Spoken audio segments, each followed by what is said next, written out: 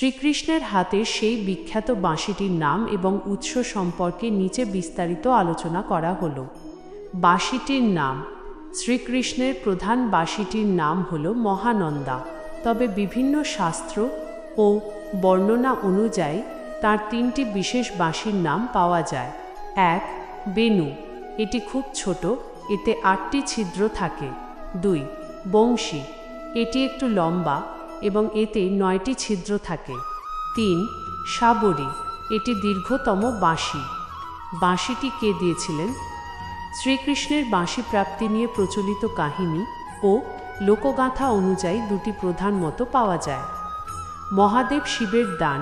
সবথেকে জনপ্রিয় কাহিনী অনুযায়ী ভগবান শিব যখন দ্বাপর যুগে বালক কৃষ্ণের রূপ দর্শন করতে গোকুলে এসেছিলেন, তখন তিনি ঋষি দধিচির হাড় দিয়ে তৈরি একটি অলৌকিক বাঁশি উপহার হিসেবে নিয়ে এসেছিলেন। তিনি এই বাঁশিটি যশোদা নন্দন কৃষ্ণের হাতে তুলে দেন। দেবশিল্পী বিশ্বকর্মা। অন্য কিছু বর্ণনা মতে দেবশিল্পী বিশ্বকর্মা বাঁশ দিয়ে এই দিব্য বাঁশিটি তৈরি করে শ্রীকৃষ্ণকে উপহার দিয়েছিলেন। শ্রীকৃষ্ণের বাঁশি কেবল একটি বাদ্যযন্ত্র নয়, এটি আধ্যাত্মিকতার এক গভীর প্রতীক।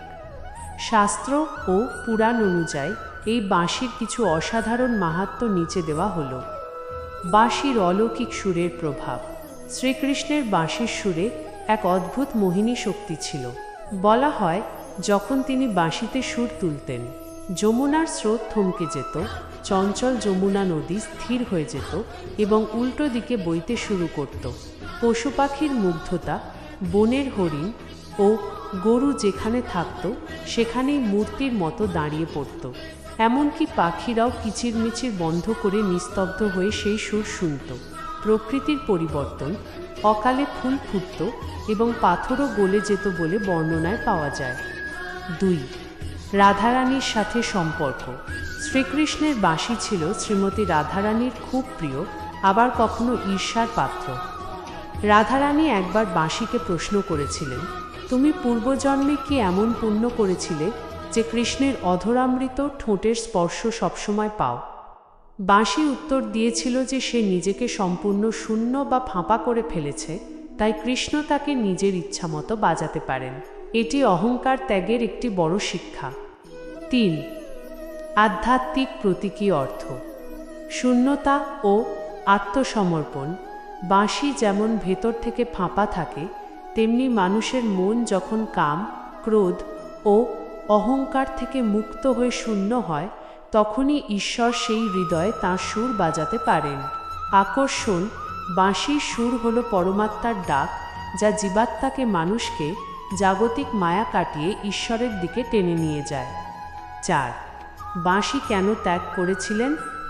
লোকগাথা ও কিছু কাহিনী অনুযায়ী শ্রীকৃষ্ণ যখন বৃন্দাবন ছেড়ে মথুরায় চলে যান, তখন তিনি তার প্রিয় বাঁশিটি রাধারানীকে দিয়ে গিয়েছিলেন। এরপর তিনি আর কোনোদিন বাঁশি বাজাননি, কারণ বৃন্দাবনের সেই প্রেম ও মধুর লীলা তার বাঁশির সুরের সাথে অবিচ্ছেদ্য ছিল। আপনি কি শ্রীকৃষ্ণের বাঁশির সেই তিনটি নামের বেনু, বংশী, শাবরী বিশেষ পার্থক্য বা কখন কোনটি ব্যবহার করতেন সে সম্পর্কে জানতে আগ্রহী?